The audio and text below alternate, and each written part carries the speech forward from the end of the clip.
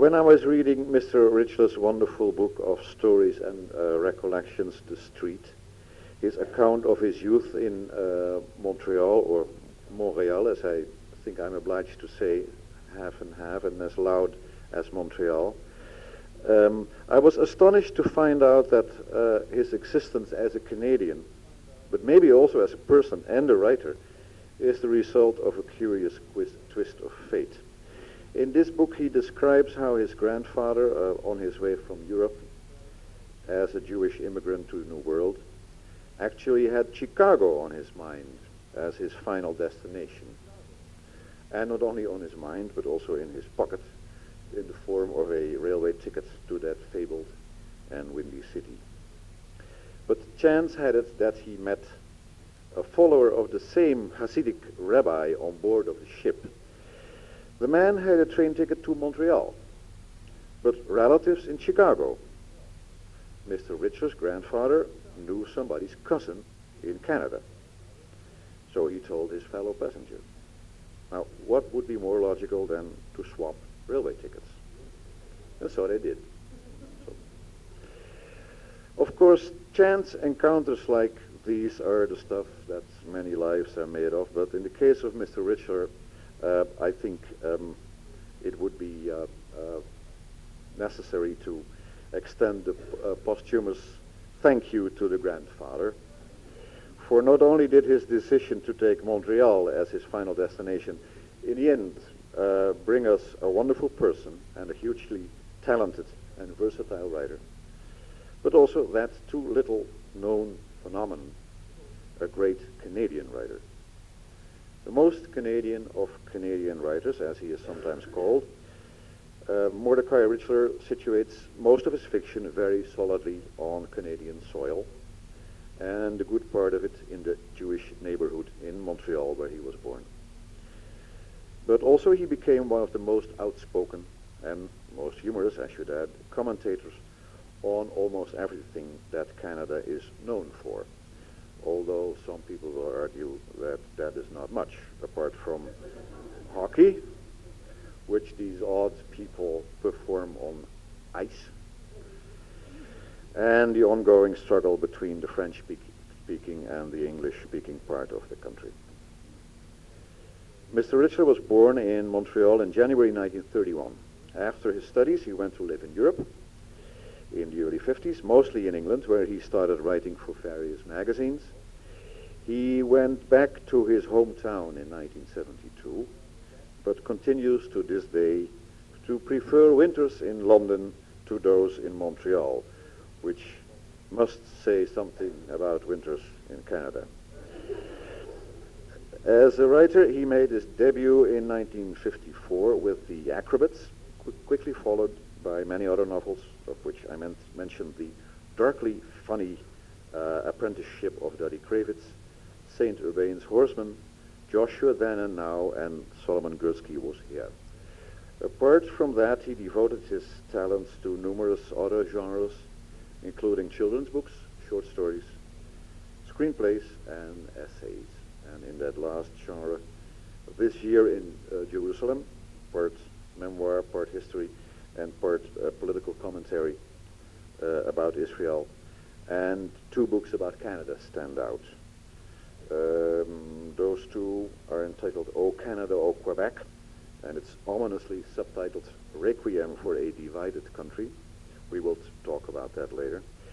And the other one is called Home Sweet Home. And in these books, Mr. Richler has not much patience with the French language fanatics who are dividing his country, and for that matter, the bilingual province where he was born and to which he returned.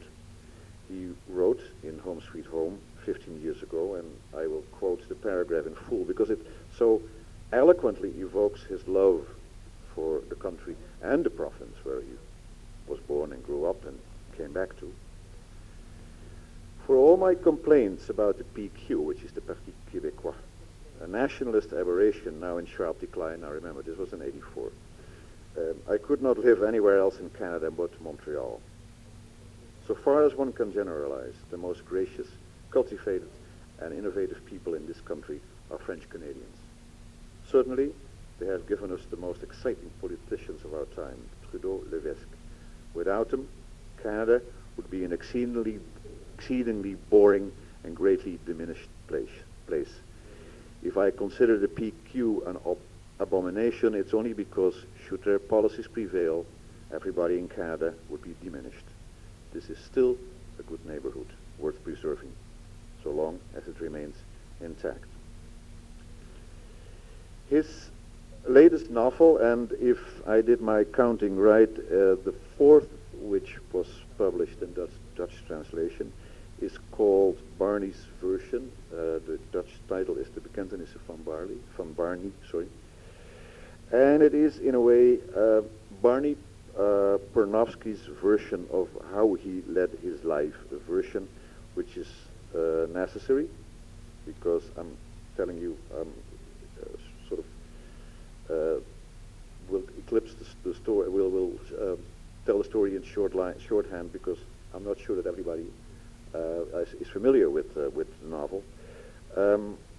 That version is necessary because his archenemy, the successful Terry MacIver, threatens to publish his version in his memoirs. Now, Barney's version is, as those who have read the book will agree, and those who are familiar with Mr. Richler's work may expect, not the description of a role model life. He makes good money with a company called Totally Unnecessary Productions, which specializes in very dubious TV series. He makes a point of voicing his very politically incorrect opinions wherever he can. His fax machine is a vehicle for practical jokes only, and he drinks always and always too much. On his wedding day with the lady known as the second Mrs. Panovsky, he manages to squeak out of the ceremony in order not to miss an important hockey game, and he then makes a detour to court the most enviable female guest at the wedding, and not long after that, she becomes the third Mrs. Panovsky. All of this may not endear all readers to Barney, and the fact that sometimes he shows one of his innocent weaknesses, namely tap dancing, when nobody is, preferably when nobody is looking, with his cane and his top hat, does help, but does not help maybe enough. Barney is, in this version, prepared to take some of the blame for the suicide of the first Mrs. Panovsky, but that unexpected mildness on his part has probably more to do with the fact that posthumously her poetry appears to be worth a fortune.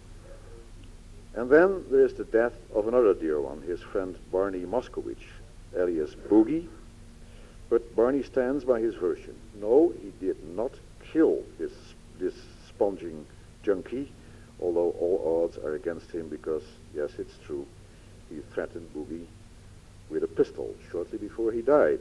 But, well, then Boogie suddenly disappeared. That can happen, of course.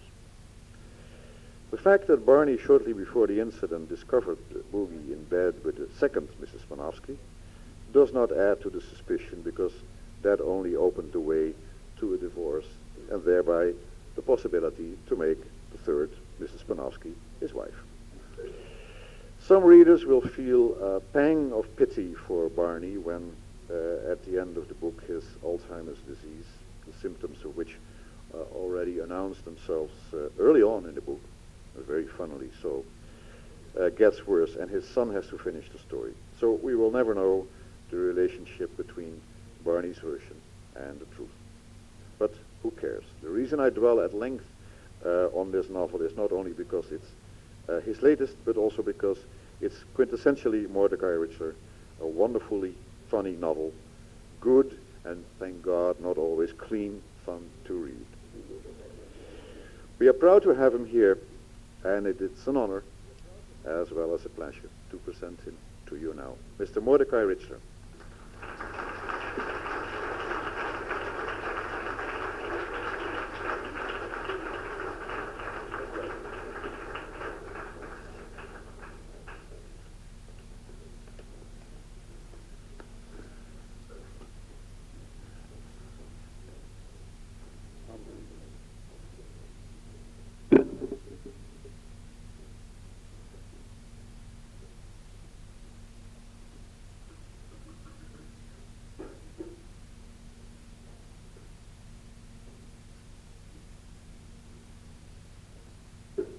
Thank you very much. Can you hear me?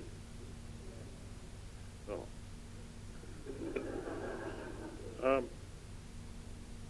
Emerging from his cave, a novelist can't be too careful.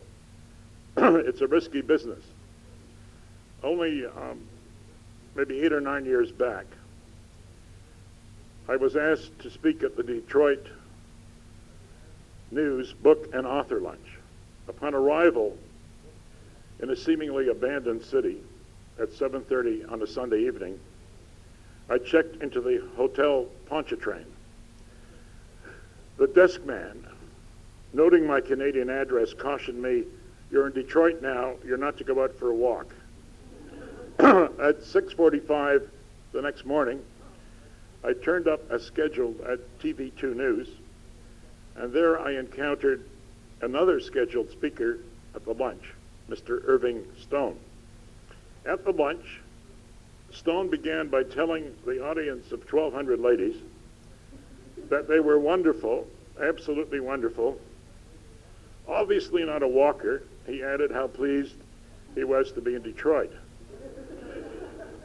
Why, he asked in a booming voice, do people read my books? I don't deal in sex or violence. The ladies applauded. They read my books, he said, because I tell great human stories. And there were more applause. And what are the great human stories, he asked. Tom Jones, he said, the brothers Karamazov, Madame Bovary. Stone, a fine performer, speaking without notes, told the ladies that he did not want them to read his books. No, he wanted the ladies to live them, just as he had not merely written his historical novels, but had actually become Van Gogh and Michelangelo. Well, now, I'd never been to Mr. Stone's house in Beverly Hills, so I didn't know what magic he'd done to his ceilings. But I'm willing to swear he wasn't missing an ear. I appeared with Stone again on a radio show later in the afternoon, and there was a live audience. Today, our ebullient host declared, we have with us the great American novelist Irving Stone, one of the world's 10 best-dressed men, actor George Hamilton, and a writer from Canada. Soon Stone was saying, why do people read my books? I don't deal in sex and violence. They read my books because they tell great human stories. And our host asked, and exactly how many books have you written, Mr. Stone? And Irving Stone said, 25. 25, our host said. That's amazing. And how many years did each one take? And Mr. Stone said, 4.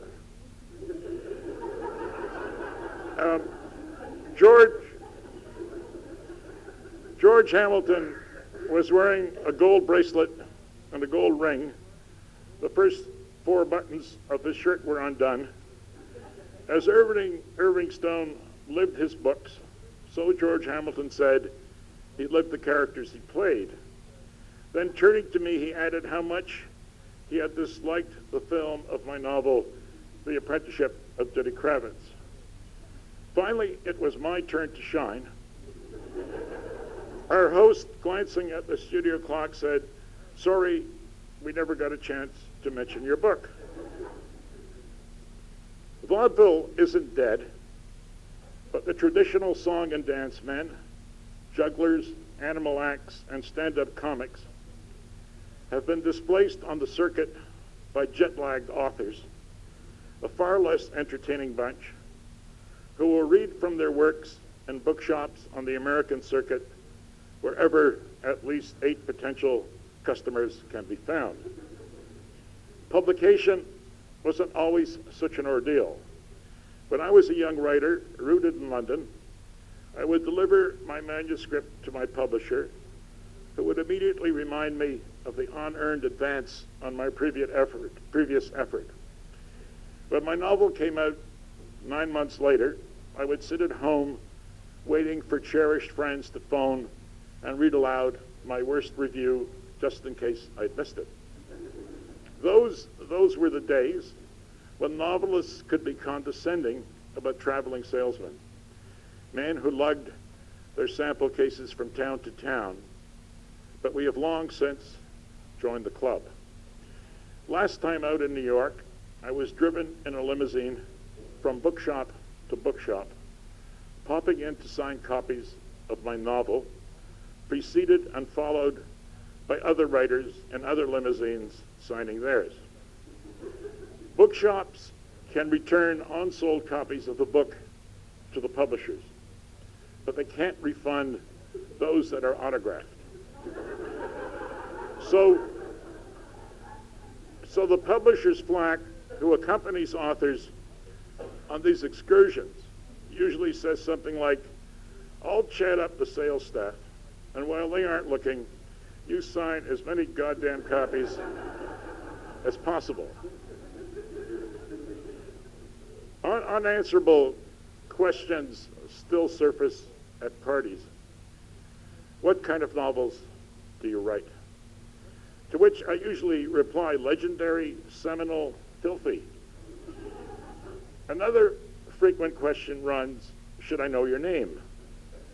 To which I usually reply, eyes modestly lowered, not necessarily, but writing sufficient Scotch, I've become equally capable of a bellicose, yes, if you're literate. After which my wife usually points out it's time to go home.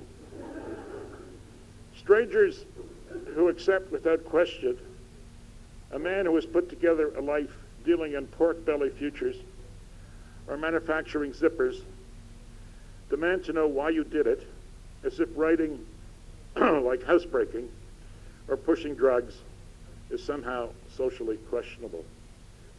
Why did you do it? Such a weighty question begs for an appropriately pretentious answer. Something about artistic compulsions, muses, and inspiration.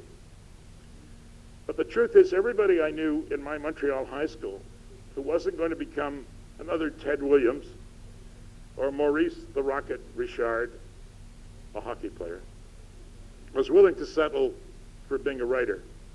As far as we could make out, Hemingway set his own hours. He seemed to go fishing whenever he felt like it. He was on first-name terms with Ingrid Bergman and Marlene Dietrich. It had to be a good life. What I find far more intriguing than why anybody became a writer is how some of the boys at school grew up to be caterers or frozen chicken breast packagers or distributors of plate glass windows. When we were sitting on the stoop together, and I was dreaming of diving out of my hotel room window to swim across the Grand Canal like Byron, or drinking too much in Hollywood like Scott Fitzgerald, were they secretly pledged to catering the great Canadian bar mitzvah, or freezing the most tasteless chicken breast, or installing the ultimate plate glass window? The boy who grew up to be the plate glass window distributor is worth further mention. When a sufficient number of orders were not forthcoming, he took to creating instant demand, speeding around Montreal in the early morning hours, heaving bricks through his latest installations. Alas, his initiative earned him 3 years in the slammer. The boys I grew up with were not taken in by my published novels. I remember you at school. You were short for your age. I had better-looking girls. At the time, after classes, I was already studying Talmud 3 afternoons a week with Mr. Yalofsky in the back room of the Young Israel Synagogue. If a man tumbles off the roof of a 6-story building, Mr. Yalofsky intoned, and 2 stories down, another man sticks a sword out of the window and stabs him, is that second man guilty of murder or not? Rabbi Menashe asks, was the man already dead of a heart attack before he was stabbed? Rabbi Yehuda asked, did he fall or was he pushed off the roof? Were the two men related? Enemies? Friends? Was the sword already sticking out of the window or was it thrust into the falling body? Would he have died from the fall in any event? Who cared? Concealed on our laps below the table, at the risk of having our ears twisted by Mr. Yolofsky, was the Montreal Herald, opened at the sport pages. What concerned us, children of the New World, was would the Montreal Canadiens thrash the dreaded Toronto Maple Leafs and win the Stanley Cup. Reading was not one of my boyhood passions. Girls, or rather the absence of girls, drove me to it. When I was 13 years old, short for my age, more than somewhat pimply, I was terrified of girls. As far as I could make out, they were only attracted to boys who were tall or played for the school basketball team, or at the very least, shaved.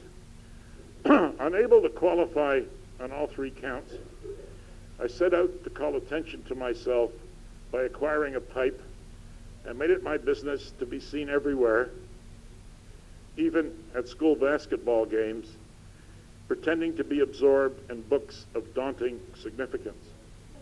Say H.G. Wells's Outline of History, or Paul de Kreef's Microbe Hunters, or John Gunther Inside One Continent or Another. I rented these thought-provoking books from a neighborhood lending library for 3 cents a day. The two ladies who ran the library, possibly amused by my pretensions, tried to interest me in fiction.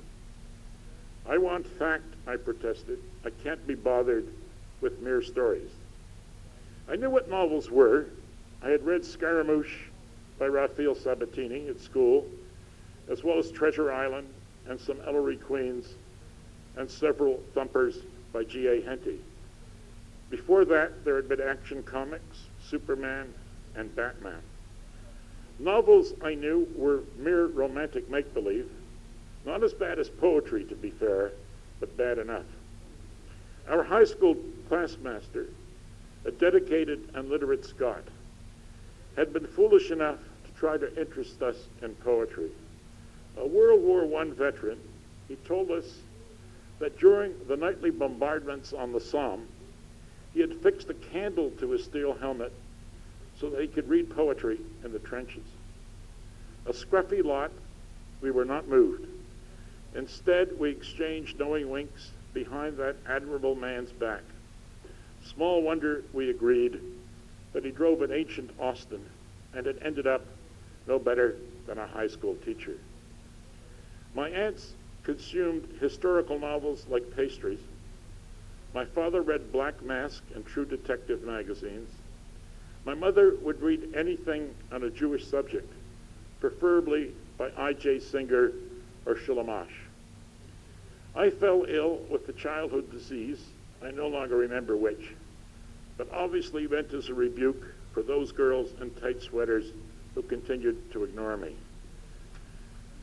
Aunts who still took me for a child brought me really dumb books in which animals talked. I was appalled.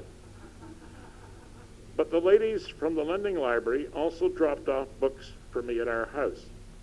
The real stuff, fact-filled, providing me with the inside dope on Theodore Herzl's childhood and Brazil yesterday, today, and tomorrow. One day, they brought me a novel, All Quiet on the Western Front, by Eric Maria Remarque. The painting on the jacket that was taped to the book showed a soldier wearing what was unmistakably a German army helmet. What was this, I wondered? Some sort of bad joke. 1944 that was, and I devoutly wished every German left on the face of the earth an excruciating death. The Allied invasion of France had not yet begun, but I cheered every Russian counterattack, each German city bombed, and with the help of a map tacked to my bedroom wall, followed the progress of the Canadian troops fighting their way up the Italian boot. Boys from our street had already been among the fallen. Izzy Draper's uncle, Harvey Kugelmass's older brother, the boy who was supposed to marry Gita Holtzman. All quiet on the Western Front lay unopened on my bed for 2 days, a time bomb ticking away, though I hardly suspected it. Rather than read a novel written by a German, I tuned into radio soap operas in the afternoons. I organized a new baseball league for short players who didn't shave yet, appointing myself commissioner, the first Canadian to be so honored. Finally, I was driven to picking up All Quiet on the Western Front out of boredom. I never expected that a mere novel, A Stranger's Tale, could actually be dangerous, obliging me to question so many received ideas about Germans, ideas about my own monumental ignorance of the world.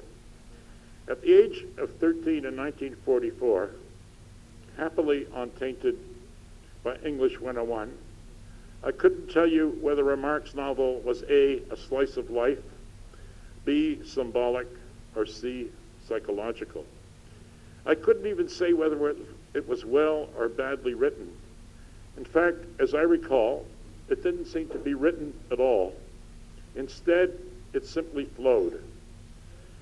Now, of course, I understand that writing that doesn't advertise itself is art of a very high order. But at the time, I wasn't capable of making such distinctions. I also had no notion of how All Quiet on the Western Front rated critically as a war novel. I hadn't read Stendhal, or Tolstoy, or Crane, or Hemingway. I hadn't even heard of them.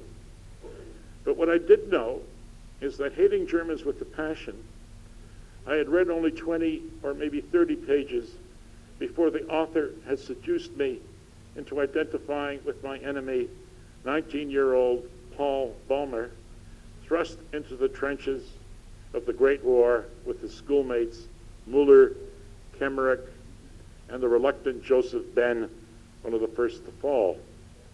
As if that weren't sufficiently unsettling, the author, having won my love for Paul, my enormous concern for his survival, betrayed me in the last dreadful paragraphs of the novel, which read, and I'm quoting now, he fell in October 1918 on a day that was so quiet and still on the whole front that the Army report confined itself to a single sentence, all quiet on the Western Front. He had fallen forward and lay on the earth as though sleeping. Turning him over, one saw that he could not have suffered long. His face had an expression of calm, as though glad the end had come. The movies I knew from experience never risked letting you down like that. No matter how bloody the battle, how long the odds, Errol Flynn, Robert Taylor, even Humphrey Bogart could be counted on to survive and come home to Anne Sheridan, Lana Turner, or if they were a sensitive type, Loretta Young. I felt easier about my affection for the German soldier Paul Ballmer once I was told by the ladies from the Lenin Library that when Hitler came to power in 1932, he had burned Oliver Mark's books, and in 1938 he took away his German citizenship. Obviously, Hitler had grasped that novels could be dangerous, something I learned when I was only 13 years old. He had burned them. I began to devour them. I started to read at the breakfast table and on streetcars, often missing my stop, and in bed with the benefit of a flashlight. It got me into trouble. I grasped for the first time that I didn't live in the center of the world, but I'd been born into a working class family in an unimportant country far from the cities of light, London, Paris, or New York. But there it was. I now realized a larger world, was out there beyond St. Urbain Street in Montreal, a world that could be available to me, even though, to my mother's despair, I had been born left-handed, ate with my elbows on the table, and had failed once more to come rank one at school. As my parents bickered at the supper table, trapped in concerns far too mundane for me, what to do if to work and raise the rent again, how to manage my older brother's college fees, I sat with, but actually apart from them in the kitchen, enthralled, reading for the first time, "All happy families are alike, but an unhappy family is unhappy after its own fashion." Before reaching Paris, I endured 2 years at Sir George Williams College in Montreal. Come examination time in English 101, we were asked if Sons and Lovers by H.G. Wells, D.H. Lawrence, or Ellery Queen was a thriller, psychological, or comic novel. Obviously, standards at Sir George have improved enormously since 1949. But at the time, it was a pathetic place, a kind of loser's finishing school. We were taught grammar by superannuated high school teachers and poetry by good-natured but inadequate ladies who flushed at the mention of Keats. I made the mistake while I was there of consulting a student guidance officer. "What do you want to do?" he asked. And I said, "I want to be a writer." He had me submit to an intelligence test. A test I still remember because of how cunningly its questions were put. One of them, the most memorable, went, "Given the choice, would you rather go to dinner with A 4-star general, B, a Nobel Prize winning writer, C, a Hollywood starlet?" No fool, I could see what they were getting at. But as always, I had to put appetite before ambition. The guidance officer, shaking his head over my test results, suggested I think of an alternative career. I thanked him and left for Paris instead. The Canadian critic Robert Fulford once observed that the trouble with my generation of Canadian scribblers, the cultural internationalists of the 50s, was our conviction that the only thing for the talented to do was, and I'm quoting him now, to graduate from Canada. Let me put the case for my Canadian generation this way. Elsewhere, that was the operative word, the built-in insult. Canadians of my generation, sprung to adolescence during the Second World War, were conditioned to believe that the world happened elsewhere. You apprenticed for it in Canada, on the farm with the view, and then you packed your bags and set out for the golden cities, New York, London, or Paris. Home was a good neighborhood, but suburban, even bush, unless you happened to be a hockey player.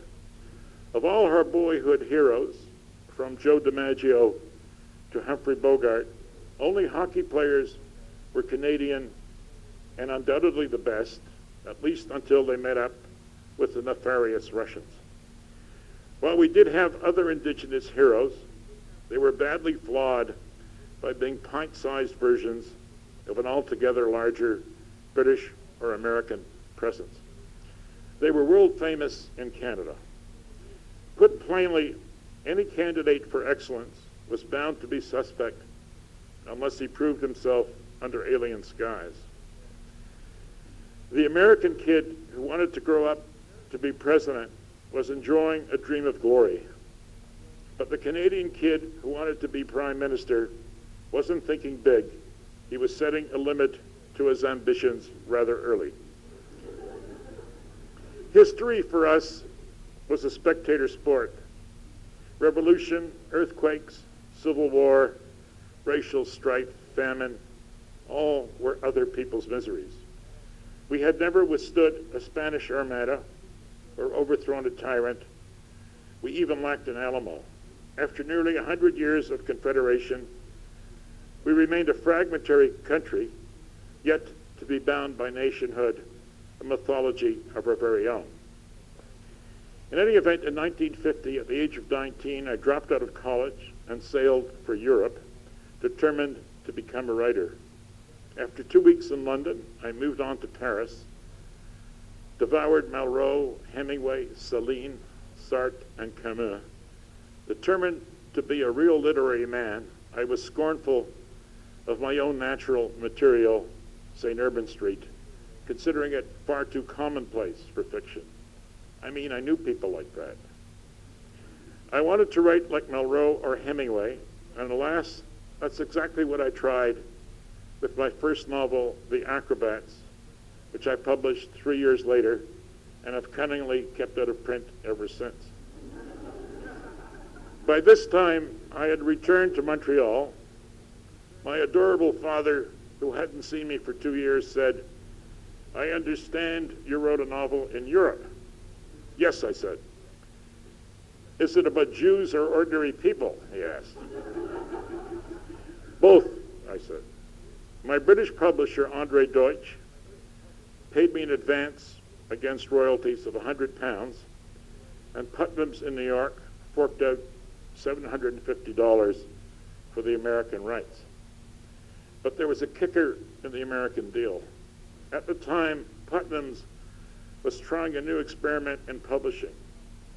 Their spring catalog offered satisfaction guaranteed, or your money back, and every book listed, except for mine and that of another young writer. Looking back, I fear that to begin with, I did not so much want to write as to be a writer, on first name terms, if not with Ingrid Bergman, then at least with Ruth Roman. Nowadays, when I read reviews of my work, I secretly believe the worst, but at the time, it never occurred to me that I might fail. Fortunately, every neophyte writer is armed with arrogance. So, however, is many an overlooked middle-aged writer. We have all read a good deal in literary journals about the unjustly neglected novelist, but so little word about the many who are justly neglected. The scratch players brandishing their little distinctions. A translation into Icelandic, a rave review in the University of British Columbia Alumni News. So I should like to say something about Harry. Harry and I were in Paris together in the early 50s. Two happy scribblers, equally awash in rejection slips, yet both confident that everything was possible. Over the years, however, I won a certain recognition he didn't.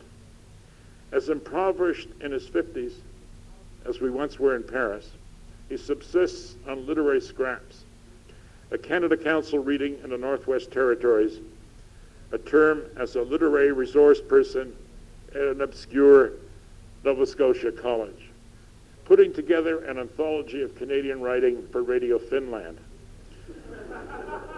He is also a constant rebuke to me. Do you think, he once charged, Kafka or Martin Buber would have published in Playboy? Certainly not, I said. Then how come, he asked, I saw your name in the June issue right under the cover girl's left nipple? Or after the publication of another novel of mine, he said, you call yourself an artist and you let People magazine take your picture. To which I could at least counter, don't tell me you read People now. And he said, kitsch enriches my work. I'm 67 years old now. Only yesterday, it seems, my tonsils were removed on the dining room table. But today, the operation common to my age group is the triple heart bypass, after which nobody is served mounds of ice cream.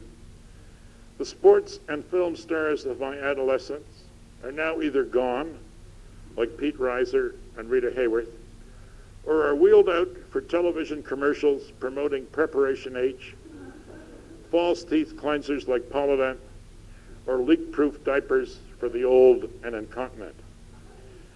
I belong to a generation that sprang to adolescence during the Second World War. Too young to fight, we were forever shaped by the war all the same, the battles and the casualties. We could never wear the flag as underwear or respect those who did, or come to think of it, be surprised that many who did are today's stockbrokers or supply-side economists. We were and remain, by today's standards, a rather inhibited bunch. A friend of mine, far too proper to walk into a porn movie house to watch Swedish fly girls or night nurses, told me he had once stayed at a hotel in Toronto that offered on Channel C a decidedly saucy film beginning at 11 p.m. But to have it appear on his TV set, he had to dial the front desk to provide his name and room number. I picked up the phone, he said. I was about to do it. Then I hung up. I was sure that if I requested the film, it would be my mother on the other end of the line.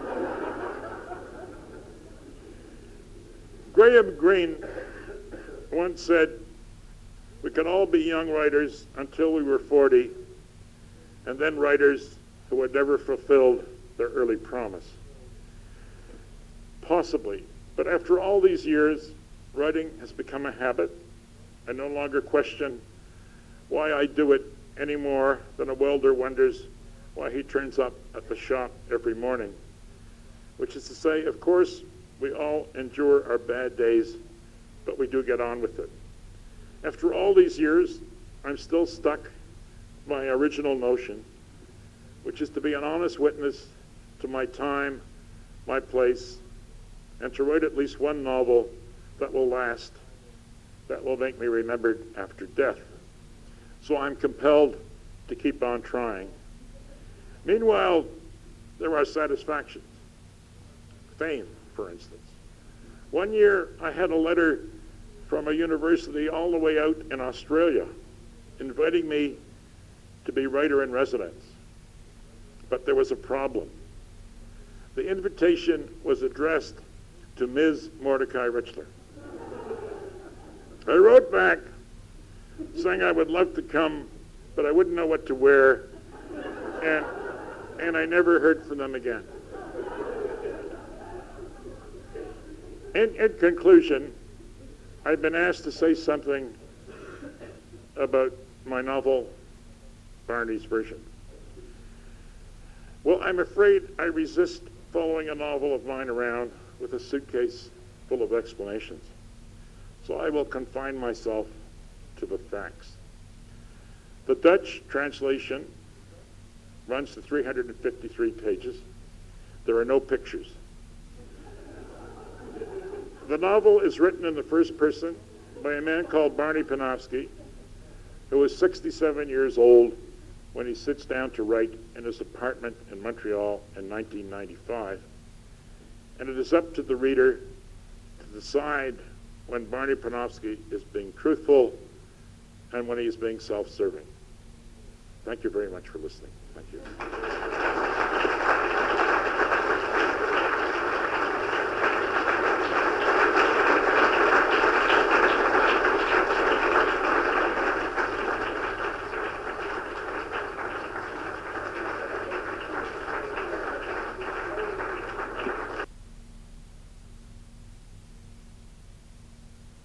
Well, I had half a dozen questions myself, but let's start with one from the...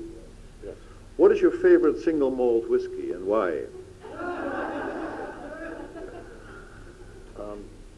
I happen to like Macallan, but I'm willing to compromise. Uh-huh. This is Scotch and Macallan's is? It's a single malt whiskey. But I have no idea what that is. What country is that from?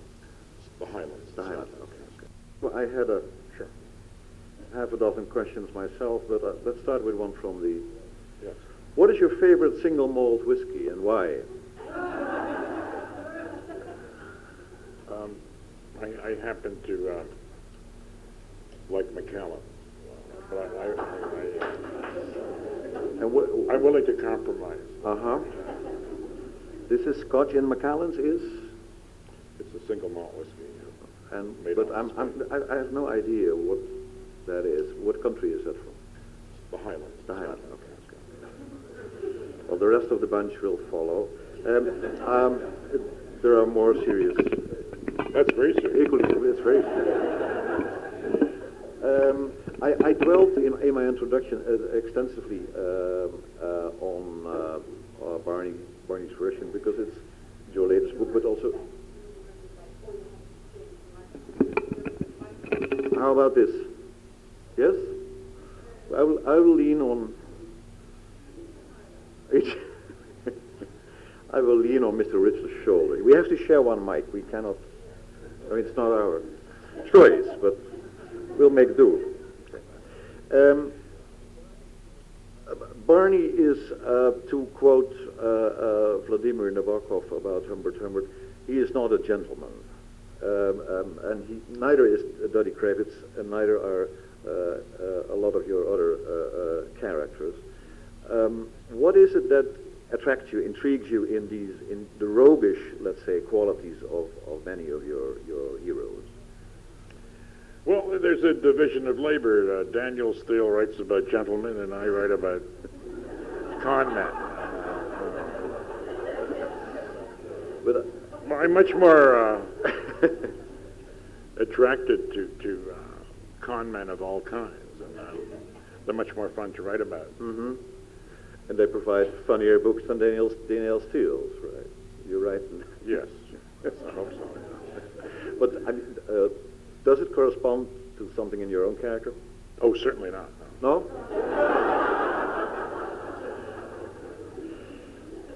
As I said, I loved reading The Street, and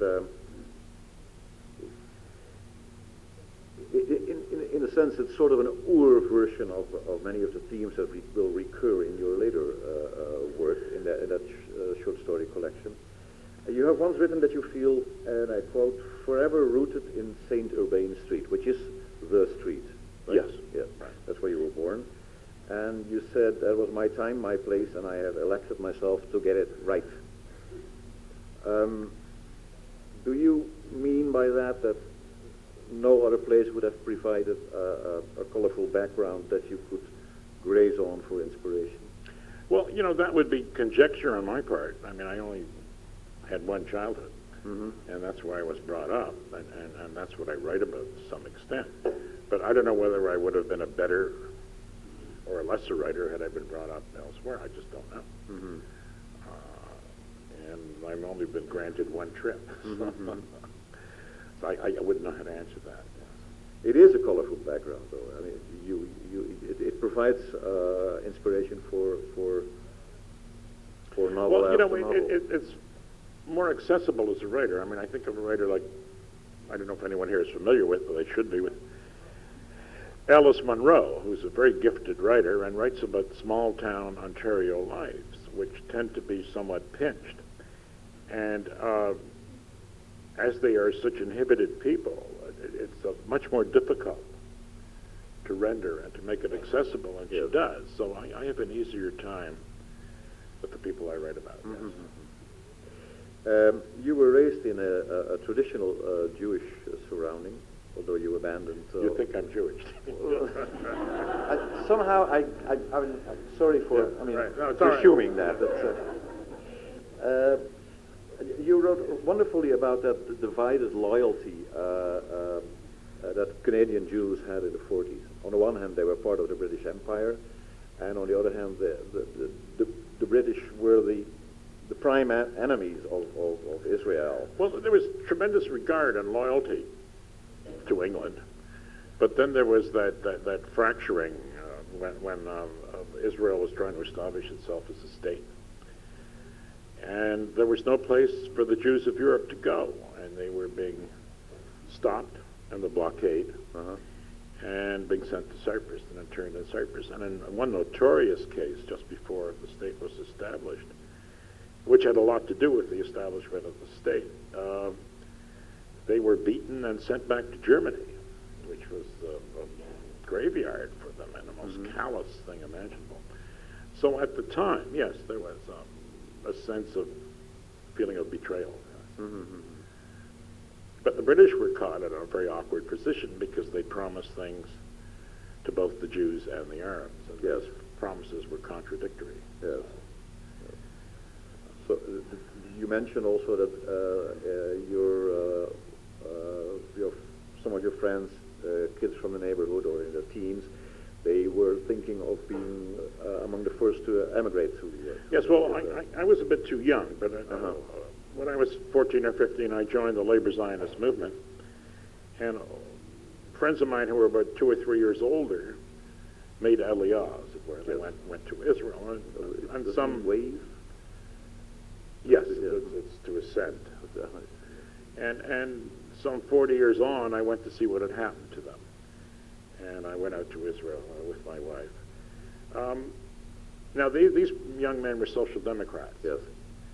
And they were the first wave, and most of them were not about to leave, but they were somewhat disheartened and felt very strongly, as I do, that the only solution to the problem is a Palestinian state, as risky as it might be, alongside the Israeli state, and that the Palestinians have to see some measure of prosperity or hope in order for there to be an end to terrorism and so on. So many of them belong to the Peace Now movement, as I do, and hope for that kind of settlement. But it's fraught with difficulties and slipperiness, and I just don't know. You wrote a book about that, which that's not one that you cunningly kept out of print, because I was not able to. I see. This year in Jerusalem, it's called. I Yes. was not able to get a copy Oh. Of that one. Oh, I'm sorry. Did you travel to? Did you travel to Israel? Yes, I was there twice. Once in early 1960 or 61, and then I returned in 1991 with my wife, and we were there for about 6 weeks. And I went to see these men who are now in their 60s, in some cases in their 70s, who I'd known as a boy in Montreal. And it was all very interesting to me, yes. But at that time, there was the Israeli situation was far more hopeful, because Yitzhak Rabin was in power. He had not yet been shot. And there was a larger feeling of hope, and that it would finally be settled. There was more trust between the two.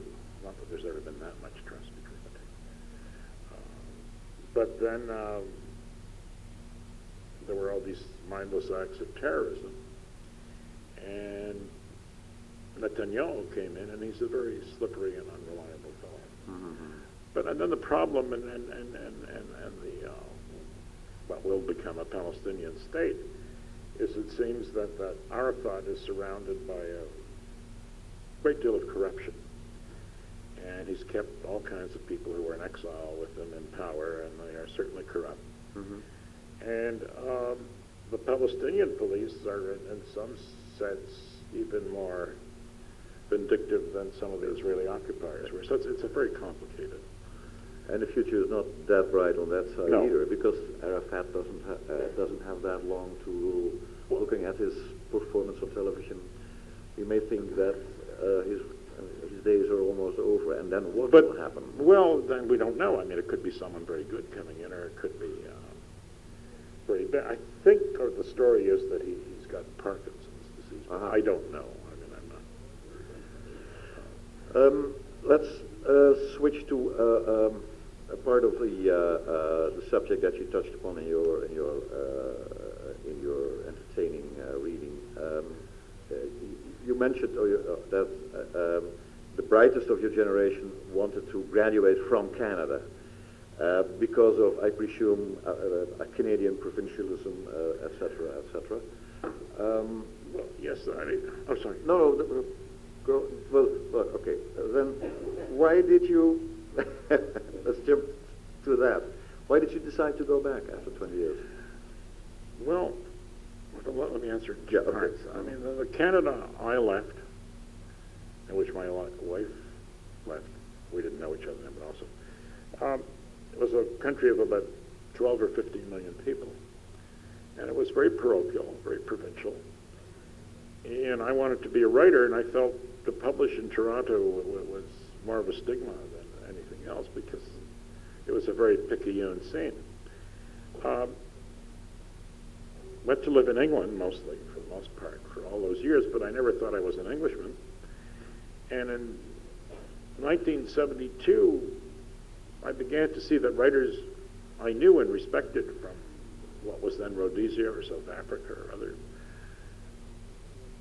parts of the colonies who had been away too long were now writing novels set in the biblical past, or in Doris Leslie's case, on another planet. And I thought it's time to go home. So it was very pleasant being part of the London literary life, but it was a very narrow community, and returning to Canada, a much wider world was accessible to me. I just mentioned the apprenticeship of Dirty Credits, which I read about 8 years ago or something, and loved a lot reading that. And I remember, maybe I don't think that many people here are aware with the Dirty Credits personality, or maybe they've seen the movie, or I'm not sure. But let's just explain that Dirty Credits is the hero of that book. And that he, as a young man, is being told that a man without land is a nobody, and he sets about to acquire land, and that's his purpose throughout the book. And he goes to enormous length to get at that goal, and he betrays everybody who is dear to him and who lends him money, etc., etc., etc. I remember that at that time people were divided about the comic versus the moral content of the novel, whereas I could not see that there was a controversy between that. Well, it's a novel about a young working class boy with his eye on the main chance. Yep. But a boy who has very many redeeming qualities, and a character I felt very affectionate about. It outraged some people in the Jewish community in Canada, most of whom never really read serious fiction, but it picked this up because it was sort of about them, and were quite shocked by the content, which I understand. And as I told one of those interviewers today, I remember lecturing in a synagogue, and an older man got up and said to me, this was all very touching. I said, everything you said in that novel was true, but why couldn't you have given the boy an Italian name?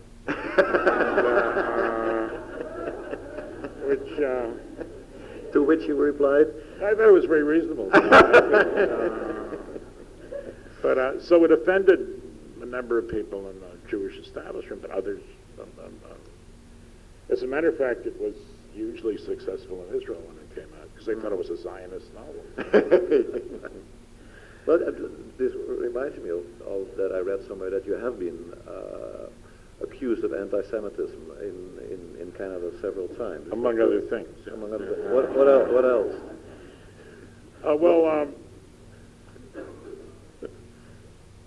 I'll tell you a story. Yes, of course. Go ahead. Years ago, there was a young Jewish short story writer in New York, a very talented man called Daniel Fuchs, who in a sense anticipated Saul Bellow. And he wrote 3 novels, a trilogy called the Williamsburg Trilogy, which were pretty good, but they didn't sell very well at all. And he went out to Hollywood. He was brought out by a producer called Jerry Wald. And he was a very young man and sent to the Warner Brothers writer's block to work with William Faulkner on the script. And William Faulkner was one of his heroes. And Faulkner, being a very sensible man, was drunk most of the time he was in Hollywood. And after several weeks, Fuchs said, this collaboration is not working, Mr. Faulkner. But Faulkner said, yes, you're right. And Fuchs said, it's not working because you're an anti-Semite. And Faulkner said, yes, but I don't like Gentiles either.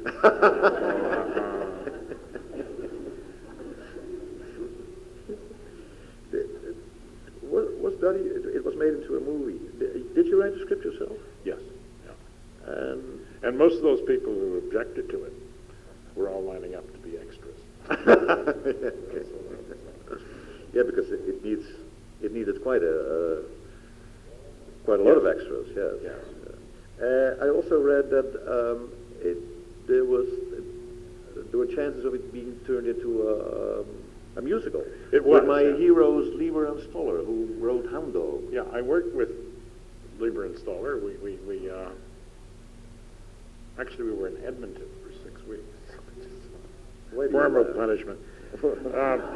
But unfortunately, it didn't work out. There were some very good songs there, and it was all very promising, but it fell apart. Yes, but we did work on the musical. But is some of the music left somewhere Well, then there was another attempt, which opened in Philadelphia, and Alan Menken did the music. And he is now trying to revive it and work on it again. But I will not have anything further to do with it because I found it just punishing to be involved in a communal activity like that. And I don't want to do it again. No. But some of the original Lieber and Stoller... Well, no, now, because Mencken... Excuse me for insisting, but yeah. I'm really a fan of... They're very talented, yeah. But well, one of them died, didn't Jerry Lieber or Mike Stoller? No. They're still around. Yeah. They're in Hollywood now. Mm-hmm. Or Mike Stoller is. Jerry might be back in New York. I'm not sure.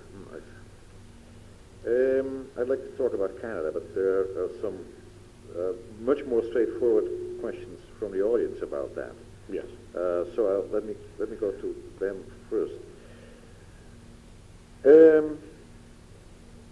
As a Canadian, what is your perspective on the migration of hockey across the border to the south? Well, my problem is I was a very devoted hockey fan.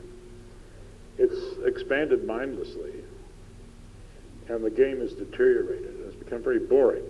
Why is that? Well, because they've taken on so many third-rate players in order to fill all these teams. I think 31 or 32 teams. And when I was a boy, there were 6. The best players are those really who come from Europe, from Czechoslovakia and Russia and Finland. But the game has just gone downhill, and it's being ruined by the stupidity of the owners and the greed of the players, who are now earning $3 or $4 or $6 million a season. Consequently, the price of tickets is outrageous, and working class people can no longer afford to go to a hockey game. No, I mean, baseball is still played very well, but they're expanding as well, and the quality of the players is not as much as hockey. But the problem in baseball is that the players have become sort of hired guns, and they spend 2 years on a team, and then they're gone to another team, and then maybe to a third team. And again, when I was young, the Brooklyn Dodgers were the Brooklyn Dodgers, and the Yankees were the Yankees, and now you don't know where they're going to be next. Yeah, and even the A's, were the Philadelphia A's. They were yes, and they're in Oakland. But players, I just saw in the Herald Tribune today, Randy Johnson is going to sign a contract for $50 million for 5 years. Continuing about sports, question from the audience. Do you consider politics a spectator sport? Yes, not as amusing as... there are no rules. Here's one about Canada. Does Canadian modesty necessarily make our writers better? I presume that it's from a Canadian person, because in that the our means Canadian. Well, there's been a kind of flowering in Canadian or English Canadian letters, and when I started out, there were very few Canadian writers who were read outside of the country because, like many domestic lines, they didn't travel well. But over the last 15 years or so, there have been writers who are genuinely talented, like Alice Munro and Atwood and Ondaatje and Guy Vanderhig and others who are being read in other countries. Now, there's no accounting for this, and I don't know how long it will last, because these waves go and recede and so on. But at the moment, there's some very good writing being done in Canada. It doesn't have to be read like health food or because it's good for you. So that's very nice. I have a quote here from your article in the New Yorker about Canada. It's on page 68. Let's see. Now this is fiction, of course, about Woody's Pub and about the Twice as Much Society. But I will read it just to give the audience an idea. The patrons in Woody's Pub formed something called the Twice as Much Society. Members of our society, it was decided, would lobby for an amendment to Bill 178 that would call for French to be spoken twice as loud as English, both inside and outside. Inspectors from the Language Commission would be armed with sound meters to detect Anglophones who spoke above a whisper and could send offenders to the slammer. A Francophone hockey player scoring a goal for the Montreal Canadiens had to be cheered twice as loudly as a minority group mate. A member of the collectivity ordering a meal in a restaurant would have to be served a double portion. Now this, of course, is all making fun of the situation, but it's not very far from the reality as it is. Well, let me offer some explanation. This was an article about language laws and about, which was an aspect of a language law called Bill 101, which meant that on outside signs, commercial signs, English was supposed to be half the size of the French and not in a more alluring color. But the law itself was a response to a French feeling, Francophone feeling, that they make up only 2% of the people on the North American continent. It's the only French-speaking area. And so they become somewhat paranoid and think that French is being threatened. The truth is that far from being confronted by the rest of Canada is really acted as a buffer zone, protecting the French and cherishing the French.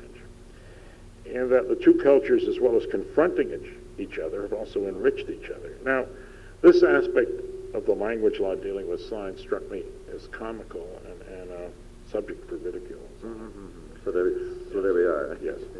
But continuing on this, the subtitle of your book, "Oh Canada, Oh Quebec," is Requiem for a Divided Country. How literally do you mean that requiem? Well, that was overstatement of a kind. We have an election coming up in Quebec on the 30th of November, and it seems likely that Lucien Bouchard, who is a very charismatic politician and leads the Parti Québécois, which is a separatist party, will be re-elected. However, I doubt that he will call another referendum because, according to all the polls we've seen, if Quebecers, there have been two earlier referendums in which they were asked a very muddied question. Mm-hmm. People didn't know what it was all about. If they're asked a very direct question, would you like to become an independent country separate from the rest of Canada, the response would be 40 yes and 60% no. On the last referendum, it was a squeaker. I think it was 49-51. But many people who voted yes, it turned out in the polls, didn't know or thought they could vote yes and still be a part of Canada and still send MPs to Ottawa. So it's all very confusing. Now, if it's to be done, it shouldn't be done by stealth. It should be by a direct question. So I don't think there will be a referendum, another one, for a long time. But meanwhile, Montreal is paying the price because there's no investment and a lot of people are leaving. In fact, some 200,000 Anglophones have left over the last 10 or 15 going years. to the States? No, mostly going to Toronto or Vancouver, and some to the States, yes. But so it's a loss to the city in terms of young entrepreneurs and because the middle class kids who are leaving, and so there's a lot of energy missing in Montreal. It's all a tribal wasting disease, and I wish it would come to an end one way or another. Mm-hmm. And I think the referendums are easier for so-called Anglophones because they mostly vote no. Yes. But in French-Canadian families, it makes for a lot of agony in their family quarrels and between the generations. I mean, it's a very difficult and onerous business. We talked yesterday at dinner about that book by Robert Kaplan about who writes extensively about the American West from Mexico up to Vancouver, and he has a theory that the American, in the largest sense of the word, West Coast is growing to be more and more as a separate cultural entity. And that Vancouver, so to speak, with the influx of Asians, is more and more identifying with California now than with the eastern part of Canada, and that if this friction in the eastern part will continue, then the loyalty of that part of the country will deteriorate even more. Is that a viable theory? And that in the end it could endanger the unity of the nation? Well, you know, realistically, British Columbia has a much better case for separation than Quebec, because once you cross the Rockies, they don't even share the climate the rest of us have to endure. And they do look to the Pacific and to California, and Ottawa's a long way off. And the prime ministers for the last, I think 28 of the last 35 years have come from Quebec. And they are very impatient, understandably, and bored by this Quebec problem. And they feel a lot of energy is being wasted on it, and the government in Ottawa is not really addressing their own concerns. And they do have a case, but until recently they had a very foolish Dutchman who was their premier, Mr. Van der Zalm. It was a kind of goofy right-winger. And yes. Now, all Dutch who returning to emigrate to the politics, New World turn out to be. He grew a lot of tulips out there. He did. Yes. More He had a power to theme him. park in British Columbia. Did he have a windmill in his garden as well? Probably. But coming back to the bottom line of that question, do you think it's a viable, looking in your crystal ball? Well, it's a very unmanageable country in many ways. It's Yes. been mismanaged for years by both the conservatives and the liberals, and we suffer from having stronger regional loyalties than a national feeling, and it's still a very rich, lazy, largely empty country. And to a large extent, we still live off what we can harvest from the sea or from the ground or on the surface of the ground, so that our exports are wood and wheat and iron and oil and gas, but we haven't made very many things. So there are problems, you know. I will continue with, oops, we'll have to get somebody here. I will continue with some of the written questions from the audience. Well, this is very a simple continuation of our theme. Why do they all put Canada down? Who? I don't know. Well, I mean, one of the most enduring things about Canadians, I guess, is that they are self-deprecating or self-effacing, and like the Dutch, not jingoistic but we are attached to the country. Yeah. So I wouldn't say we're always putting it down. No, but I think that the person who put the question is not talking about you. Right. He's probably talking about. Well, it's not true. I mean, I don't think that's the case. No. Who are your favorite authors? And the ones you're too embarrassed to mention, please include them as well. I'm sorry, I don't like getting into those lists or hit parade things, because you always forget 2 or 3 people who are going to be offended forever. So I do read a lot, because I'm not only a writer, I'm a reader, but I don't want to get into lists of names, really. Okay, and not the ones that you're too embarrassed to mention? I'm sorry? That part of the question, the ones that you are too embarrassed to mention? No, there's nobody I'm too embarrassed to mention. Okay. The creative process has been represented as agonizing, akin to childbirth. Have you found it so? And is the success of the effort proportional to the agony endured? Well, I think there's far too much self-pity among writers, and I don't subscribe to that agony theory at all. As I've said many times, we weren't drafted, we volunteered. So I'm not owed anything by anybody, and if I found it too agonizing, I should be doing something else. You still prefer to making plate glass windows? Yes. And I've been very lucky, and it's a very good life. And sure, some days are good and some days are bad, but I'm sure it's the same for people selling insurance. And this is the last written question from the audience. Have you read any of the books of John Ralston Saul, and what do you think of them? Well, I can't say what I think of them because I really haven't read any of them yet. So I know who he is, but I haven't read any of his books. We have about 10 minutes left for personal questions from the audience, maybe linking them to some of the things that Mr. Richler already has said. Yes, over there.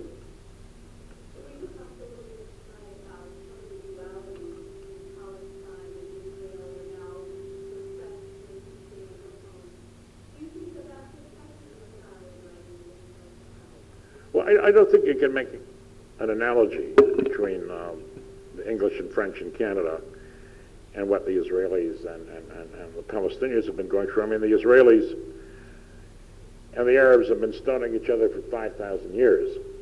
The grievances in Canada don't run nearly as deep. It's not Belfast and it's not Jerusalem so I don't. But has it affected my writing? No, I'm not a political novelist. I have written about politics, but in books of nonfiction. And I'm only concerned about it because that's where I come from. But in London or New York, what's guaranteed to make anybody's eyes glaze over at a dinner party is to start telling them about the problems in Quebec, I thought.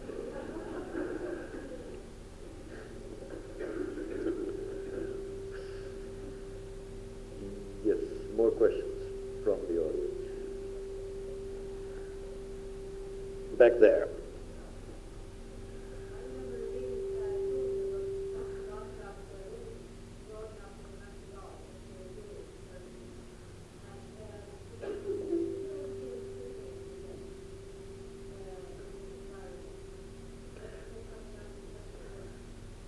Well, in the 30s and 40s, there was a good deal of anti-Semitism in North America, which we had to put up with. After the war, it became largely unacceptable. But yeah, it was part of my childhood, yes. But it would be saying too much to say it was insufferable, but it was there, yes, certainly, and we had to deal with it. Fortunately, it's not really the case now. Fortunately, it's not really the case not really today. the case, no. You mentioned that incident in your book where a beach was restricted to Gentiles, and then the kids stole the sign and put it back the next day, and it was restricted to Litwax. Yes, that's right. Yes. But that was well, it was true in North America. I mean, there were restricted hotels and parts of the city and beaches and clubs. What offended me about those clubs is that they think I want to join in the first place. But there were restricted golf and country clubs and so on. And that still is the case, or that's still not really, no. Not really, no. There was a question somewhere in this. Yeah, over here. I was curious, you said you have a reader, but you didn't want to go to the same office. What are you reading right now? What's on your next Well, I've been rereading. That question. You're the one who put that question. No. Joking. There are new translations of Kafka's The Castle and the Trial in English, and I've been reading those because I hadn't read Kafka for maybe 25, 30 years. And it holds up very well, but that's what I'm reading now, yes. couple more over here, yes.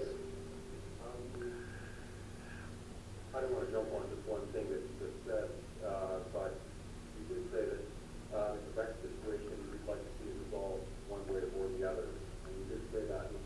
That kind of resignation about the problem, it frightens me a little bit because it's as though if you just waited out a long time, then it'll solve itself. You don't think that the country itself would, fighting, not physically fighting, but fighting for it long enough and not just leading to that resignation. Well, I didn't mean to suggest I was resigned to it, but I mean, we can't go on having these referendums or good taste tests every 10 years. So I would welcome a referendum that would be definitive, 40, 60, one way or another, and let's say that's it for 50 years, and let's get on with our lives. I just don't think it's going to happen. But there must be some resolution. We can't just go on and on this way because, as I said, Montreal is suffering terribly from this. And we'll never really come back to what it was. There's been such a loss of jobs and head offices and people, and it's totally unnecessary and sad, I think. Sure.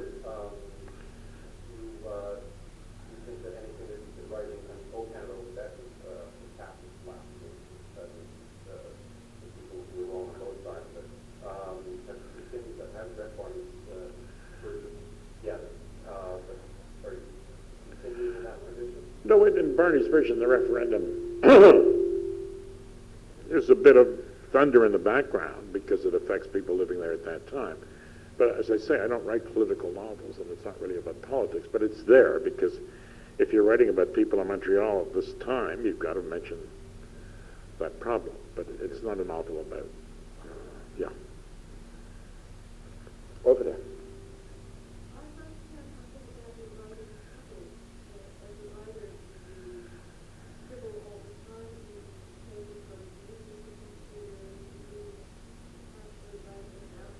I use an ostrich quill pen. No, I don't know why people are interested in this. I don't mean to be, but I work for about 3 or 3.5 hours in the morning, and I use a typewriter. And that's it. And I work every day.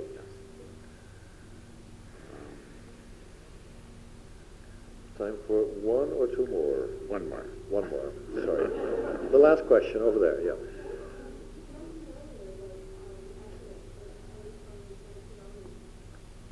Yes.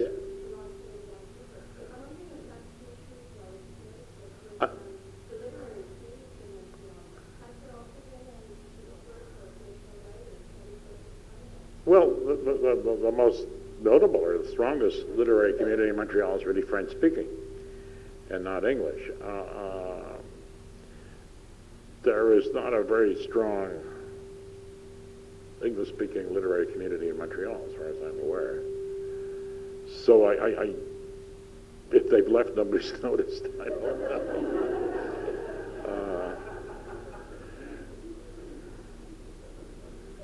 Okay. Okay.